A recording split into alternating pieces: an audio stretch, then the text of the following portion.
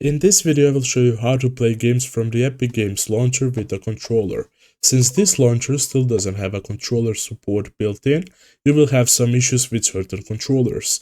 If you're using an Xbox controller for example, you can just plug it in and start playing straight away since it is compatible with Windows. If you want to edit some of its bindings and similar stuff, you can just go into the settings of the game that you're playing. But for PlayStation controllers, since it's not compatible with Windows, you will need to do a few extra steps. First off, we will need to download DS4, which is an application that helps your PC recognize your PlayStation controller. To do that, open up your browser, and once you're inside your browser, select one of the search boxes and write DS4, then press the enter button, and open up the link at the top.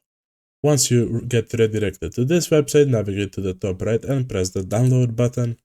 Then, once you get right here, press the download button once again. Now, your download will start automatically, and as soon as it finishes, you can close your browser. Now it's finished, I can close it. Let's minimize this. And first off, you will need to open up your File Explorer. Then after you open that up, go into Downloads and find the file that we just downloaded and drag it over to your desktop. Now after you have done that, you can double left click and open up the file, then press the extract all button right here, and here select the location of where you want the folder to be extracted at.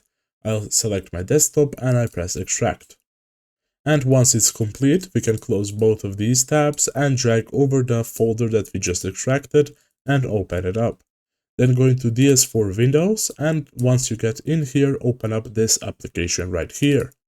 Then you will need to choose where you want profiles and settings to be saved. I'll choose program folder, but you can choose app data if you want as well. Let's minimize this. Right here, you can choose which type of PlayStation controller you have. If you have a PS4, you select the DS4 option. If you have a PS5, you select the DualSense option. If you have a PlayStation 3 controller, select the DS3 option. I have a DualShock 4 controller, which is PS4, so I select that and press the close button. And once you select that, this application will pop up.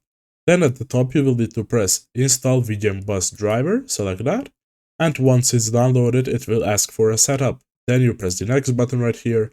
Here you can select where you want it to be installed at. Make sure to read the license terms and conditions before agreeing. And after you do, press this button.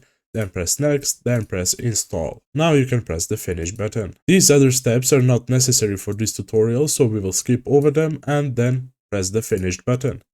Now after you get right here, you can connect your PlayStation controller. You can connect it using a Bluetooth method or a wired method. First off, let's cover Bluetooth. To connect it using Bluetooth, navigate to the bottom left and press the search button. In here, write Bluetooth and open up the application at the top. Once you get right here, make sure that your controller is in pairing mode. To put it in pairing mode, press and hold the PlayStation and share button at the same time. Now you can press the plus button right here, then press everything else and your controller should pop up right here and then select it.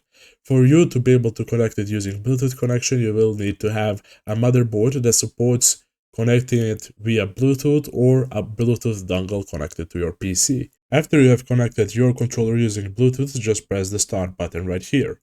Now let's move over to the wired method.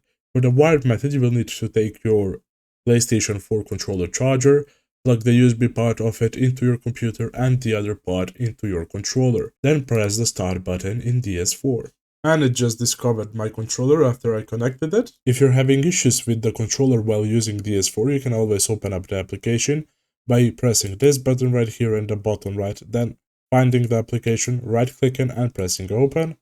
Then go over to settings and make sure to check this box right here that says hide DS4 controller.